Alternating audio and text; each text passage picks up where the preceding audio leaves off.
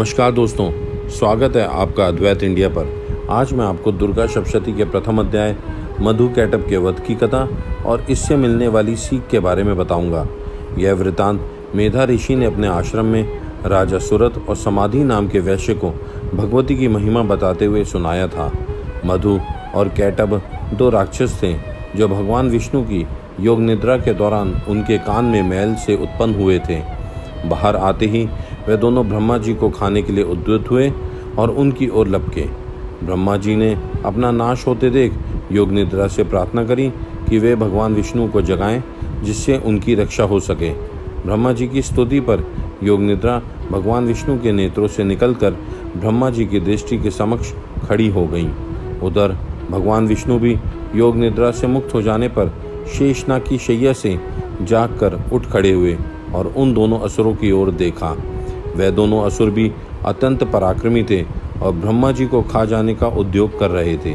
श्री हरि ने उठकर दोनों के साथ 5000 वर्ष तक बाहुयुद्ध किया, किंतु दोनों राक्षसों के बारी बारी युद्ध करने के कारण भगवान थकने लगे थे।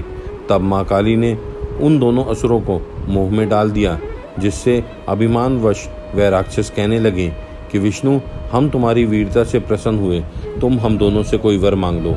श्री भगवान कहने लगे कि तुम दोनों यदि प्रसन्न हो तो मेरे हाथों द्वारा मारे जाओ।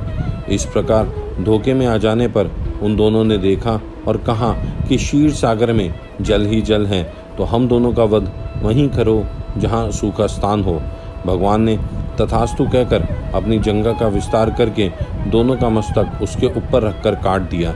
यदि हम इसका आधुनिक अवलोकन करें तो हम ये कह सकते हैं कि मधु का अर्थ मीठा होता है और कैटभ का कड़वा।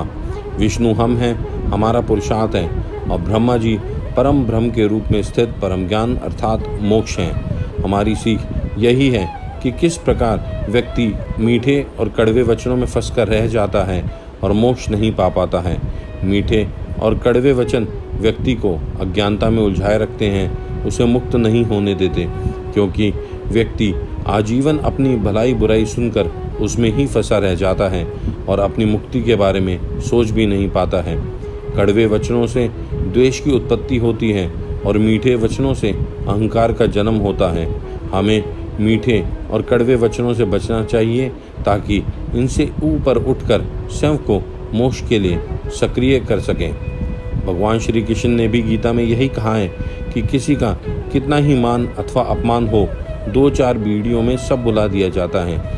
इसलिए आपसे अनुरोध है कि मीठे और कड़वे वचनों से बिना प्रभावित हुए अपना जीवन समान भाव से जिएं।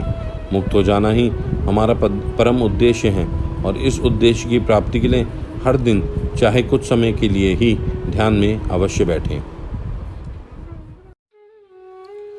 परमात्मा आपको अच्छी सेहत, दीर्घ आयु, समृद्धि, परम ज्ञान और शांति प्रदान करें।